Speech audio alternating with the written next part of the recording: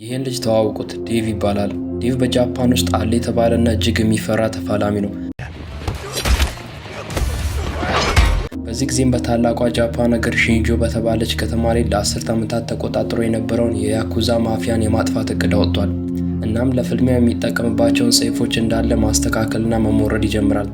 ይህን ዓላማውን ካሳካም ከእንግዲህ ወዲህ ከተፋላሚነት ራሱን ሊያርቅ አስቧል። ወደ ተልእኮም ከመግባቱ በፊት የሚያስፈልጉትን እቃዎች እንዳለ ከሰበሰበ በኋላ ራሱን ለማጠንከር ትንሽ ምግብ ይመገባል። በመቀጠልም ዝግጅቱን ሁሉ ካጠናቀቀ በኋላ ወደ ያኩዛ መሸሸጊያ ቦታ አመራ።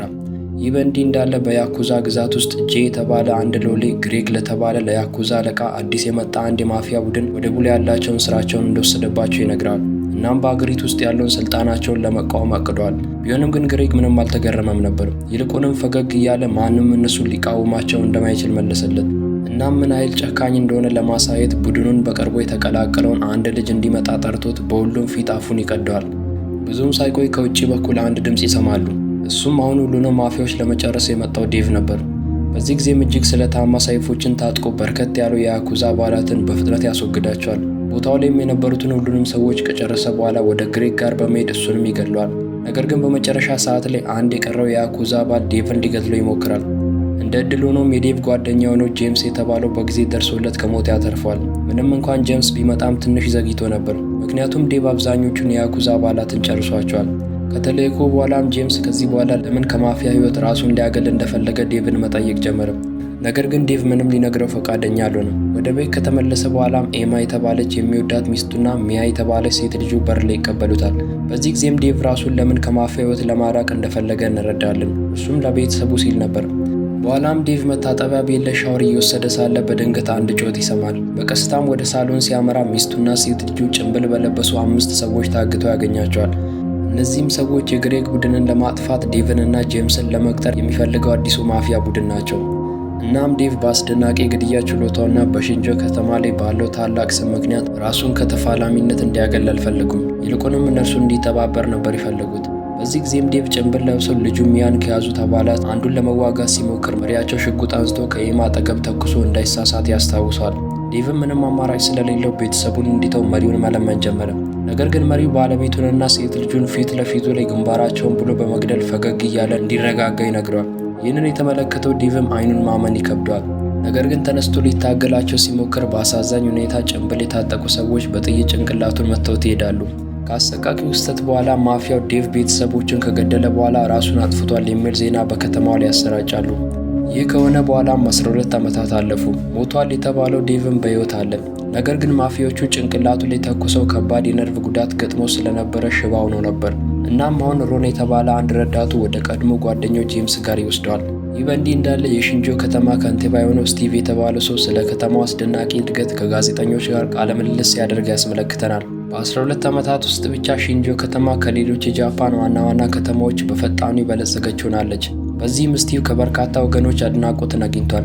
ቢሆንም ግን ብሩስ የተባለ ጋዜጠኛን ጨምሮ ብዙ ታዳሚዎች ስለ ከተማዋ እድገት ያወራው ነገር አልተዋጠላቸውም። በዚህ ጊዜም ብሩስ ከመቀመጫው ተነስቶ በአስራዎቹ ዕድሜዎች ውስጥ የሚገኙ ልጃገረዶች በየሳምንቱ መጥፋትና በከተማ ውስጥ ያሉ አንዳንድ ሰዎች መሞታቸውን የመሳሰሉ ሚስጥራዊ ጉዳዮችን በተመለከተ ስቲቭን ይጠይቀዋል። ስቲቭን በዚህ ሰዓት ለተጠየቀው ጥያቄ መልስ ከመስጠት ይልቅ ሁሉም ነገር በፖሊስ የተያዘ መሆኑን በመግለጽ ከጥያቄዎቹ ያመልጣል። በሌላ በኩል ደግሞ ጄምስ ዴቭን ወደ ቤቱ ካመጣው በኋላ ለሮን የሚያስፈልገውን ነገር እንዳለ እያደረገ እንዲንከባከቡ አዘዘው። የሆነ ምሽት ላይ ሮን ከዴቭ ጋር ከአንድ ቦታ እየተመለሰ ሳለ አንድ ሰው በድንገት ሊገድላቸው ይሞክራል። እናም በዚህ ሙከራ መንቀሳቀስ የማይችለው ዴቭ ክንዱ ተወጋ። ሙከራውንም ያደረገው ዴቭ በአንድ ወቅት እጁን የቆረጠው የግሬግ ሰው ነበር። ነገር ግን ሰውየው የዴቭን ሁኔታ ሲመለከት ሽባ እንደሆነ ይረዳል። በዚህም ምክንያት ላደረገው ነገር ተጸጽቶ ተጨማሪ ጉዳት ሳያደርስበት ከቦታው አመለጠ። በሌላ ቦታ ደግሞ ተስፋ አልቆርጥ ያለው ብሩስ በሺንጆ ከተማ ዙሪያ ያሉ ሚስጥራዊ ጉዳዮችን ለማጋለጥ ሲጣጣር ያስመለክተናል። እናም በጉዳዩ ላይ ስለተጠረጠረ የማፊያ ቡድን መረጃ ለማግኘት የቀድሞ የያኩዛ ቡድን አባል የሆነ ጄ የተባለን ሰው ይገናኛል። ከጄ የሚፈልገውን መረጃ ካገኘ በኋላም አንድ ጭንብል የለበሰ ሰው ብቅ ብሎ ብሩስን በመዶሻ ደብድቦት በአሰቃቂ ሁኔታ ገደለው። ይህን የተመለከተው ጄም ለመሸሽ ሲሞክር ሌላ ጭንብል የለበሰ ሰው አስቁሞት በሽጉጥ ግንባሩን ብሎ ይገሏል። በኋላም ጄምስ ለሮን ሲደውልለት ሮን ዴቭ በጭዌ ክንዱን ተወግቶ ሆስፒታል መግባቱን ይነግረዋል። ይህ በእንዲህ እንዳለ ዴቭ ሌላ ጥቃት እንዳይደርስበት በ2 ፖሊሶች ጥበቃ ተደርጎለት ሆስፒታል ሕክምና እየተደረገለት ነው። ብዙም ሳይቆይ ጆን የተባለ የፖሊስ መኮንን ቀርቦ ለጠባቂዎቹ እረፍት እንዲወስዱ ነገራቸው። ሁለቱም ፖሊሶች ከሄዱ በኋላም ጆን በቀጥታ ወደ ዴቭ ክፍል ይገባል። እንደምንመለከተው መኮንኑ የዴቭ ቤተሰብን የገደሉ ጭምብል ካደረጉ የማፊያ ቡድን አባላት አንዱ ነው። እናም አሁን በማፊያው አለቃ ትዕዛዝ ምክንያት ዴቭን ለመጨረስ ነበር የመጣው። ከዚያም በቀጥታ በዴቭ ግሉኮስ ውስጥ መርዝ መጨመር ይጀምራል። ነገር ግን በዚህ ጊዜ ማንም ያልገመተው ነገር ተከሰተ። ዴቭ ከተኛበት አልጋ እየተንገዳገደም ቢሆን ተነስቶ ጆንን ሊያጠቀው ይሞክራል። ጆንም በዚህ ጊዜ ያላሰበው ነገር ሆኖበት በመደናገጥ መልሶ መሬት ላይ ጣለው። በዚያው ሰዓትም ሁለቱ ፖሊሶች በፍጥነት መጥተው ወደ ውስጥ ይገባሉ። በዚህ ጊዜም ጆን ለፖሊሶቹ ዴቭ ተኝቶ እየተገላበጠ ሳለ ከአልጋው ላይ እንደወደቀ ይነግራቸዋል። እነርሱም በፍጥነት መሬት ላይ ወድቆ ያለውን ዴቭን ለማንሳት ይጣደፋሉ። ነገር ግን በዚህ ሰዓት ማንንም የማያምነው ዴቭ ከፖሊሶቹ አንዱን እዛው ገደለው።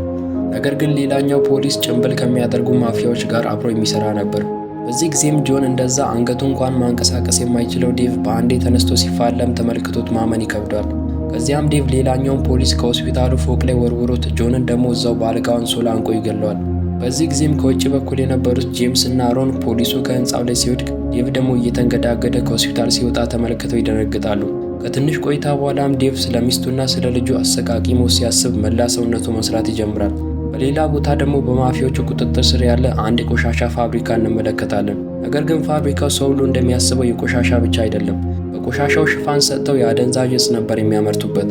ቦታው ላይም ሂደቱን የሚቆጣጠረው ሾን የተባለው ሰው ኬን ለተባለ ለሌላ የማፊያ ሰው ደውሎ ያናግረዋል። ኬን በጊዜው ወደቡ ላይ የሰዎችን የህገወጥ የማዘዋወር ስራ እየሰራ ነበር።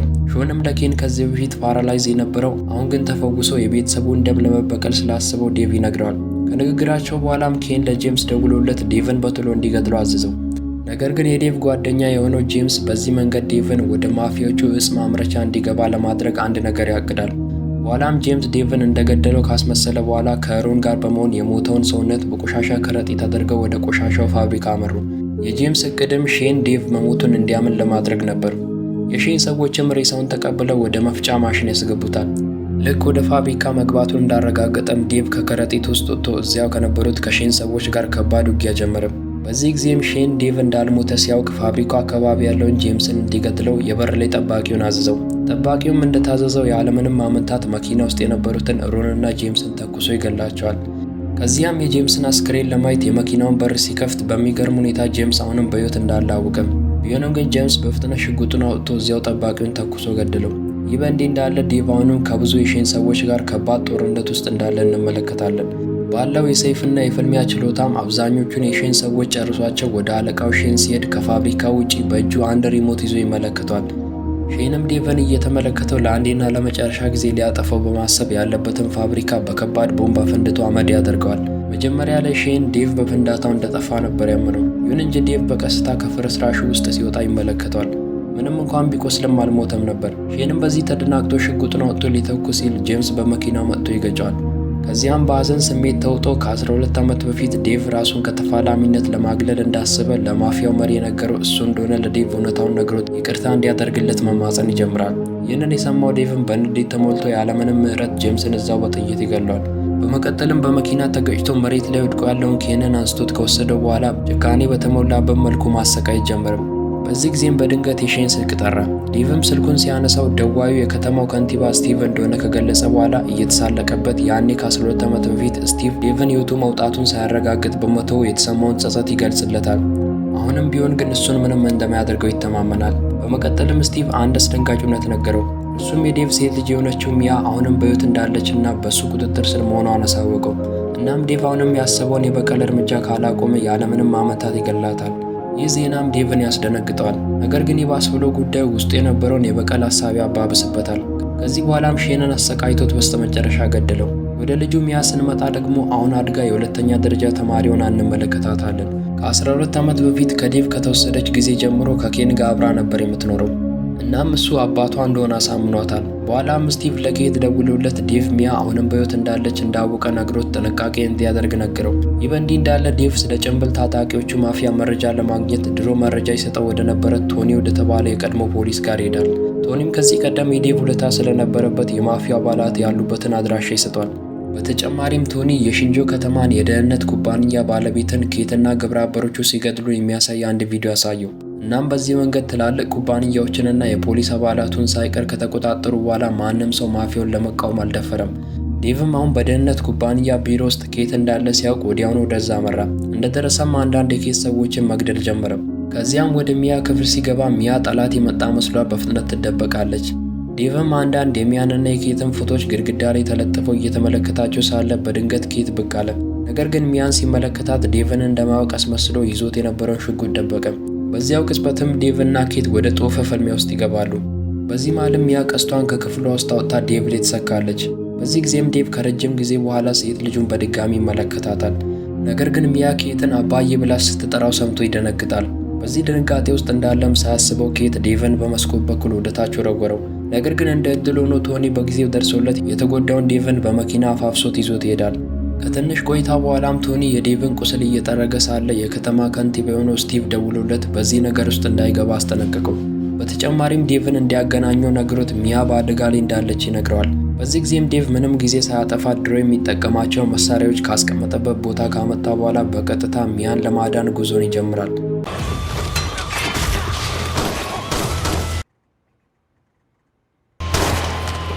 ስቲቭ ያለበት ቦታ ከደረሰ በኋላም እዚያ የነበሩትን ጠባቂዎች አንድ በአንድ መጨፍጨፉን ቀጠለ። በስተመጨረሻም ሁሉንም ከጨረሰ በኋላ ከኬት ጋር ፊት ለፊት ተፋጠጡ። በፍልሚያቸው ወቅትም ዴቭ ሚስቱን በጥይት የገደለው ኬት መሆኑን ያስታውሳል። ይህ ሀሳቡም የበለጠ ንዴትን ጨምሮበት ኬትን ያሸንፏል። በመጨረሻም ከከተማ ከንቲባው ስቲቭ ጋር ተገናኘ። ስቲቭን በዚህ ጊዜ ምንም ነገር ከማድረጉ በፊት ቁጭ ብሎ ገና በልጅነቱ ማስተሩን እንደገደለና ይህ የጭካኔ መንፈስ እያደገ እንደመጣ ያለፈውን ሕይወት እንዳለ ያጫውተዋል። ከዚያም ስቲቭ በፍጥነት ሰይፉን መዞ ሚያን ሊገድላት ሲል ቶኒ ብቅ ብሎ ከሁሉም አቅጣጫ ሽጉጥ መተኮስ ጀመረ። ሚያም ተደናግጣ ወደ ቶኒ እየሮጠች ስትሄድ ዴቭ ደግሞ ክላርክ ከተባለ ከስቲቭ አጋር ጋር መፋለም ይጀምራል። ምንም እንኳን ክላርክ ከሌሎቹ ይልቅ ኃይል ቢኖረውም ከዴቭ ሞት ግን አልተረፈም ነበር። ዴቭም ልክ ክላርክን እንደገደለው ወደ ስቲቭ ሄዶ ሁለቱም መፋለም ጀመሩ። በዚህ ጊዜም ዴቭ ቀድሞውኑ ተጎድቶ ስለነበረ ብዙ ሊታገለው አልቻለም ነበር። በዚህም ምክንያት ስቲቭ ክፉኛ ጎዳው። አልፎ ተርፎም አንዱን እጁን ቆረጠበት። ምንም እንኳን ነገሮች ለስቲቭ የተሳካለት ቢመስሉም ዴቭ አሁንም ተስፋ አልቆረጠም ነበር። ኃይሉን ሁሉ ሰብስቦ ከወደቀበት ከተነሳ በኋላ ለአንዴና ለመጨረሻ ጊዜ ስቲቭን ጨረሰው። ስቲቭ ከተሸነፈ በኋላ ሚያ ትክክለኛው አባቷ ዴቭ እንደሆነ ቶኒ ነግሯት ስለነበረ ወደ እሱ በፍጥነት ልታዩ ትመጣለች። ሰውነቱ እንዳለም በደም እንደተሸፈነም አባቷን አቅፋው እያለቀሰች ሳለ ሞቷል ተብሎ የነበረው ኬት ከየት መጣ ሳይባል ብቅ ብሎ ሚያን ሊያጠቃት ይሞክራል። ነገር ግን ሚያ ጋር ከመድረሱ በፊት ዴቭ በፍጥነት ጨርሰው። በመጨረሻም ዴቭ የሚስቱን በቀል እንዳለ ከተበቀለ በኋላ ብዙ ደም ፈሶ ስለነበረ በልጁ እቅፍ ውስጥ ይሞታል። ይህ በእንዲህ እንዳለ ከኃይለኛው ጦርነት በኋላ የከተማው ፖሊሶች ወደ ቦታው መጥተው አስክሬኖችን ማንሳት ይጀምራሉ። ነገር ግን በዚህ መሃል ክላርክ እንዳልሞተ ይመለከታሉ። ከጥቂት ዓመታት በኋላም የስቲቭ አጋር የነበረው ክላርክ ስቲቭን ተክቶ የከተማው ከንቲባ በመሆን ይሾማል። አንድ ቀንም ክላርክ የአምልኮ ስርዓት እያደረገ ሳለ ሚያ ከኋላው መጥታ ሳያስበው በቀስት ወቅታ ትገለዋለች። ፊልሙን በስተመጨረሻ ሚያ በጃፓን ውስጥ እንደ አባቷ እጅግ ከባድና አደገኛ ገዳይ ሆና በአገሪቱ ውስጥ አንድም ማፊያ እንዳይኖር ለማድረግ ቆርጣ ስትነሳ እያስመለከተን ይጠናቀቃል።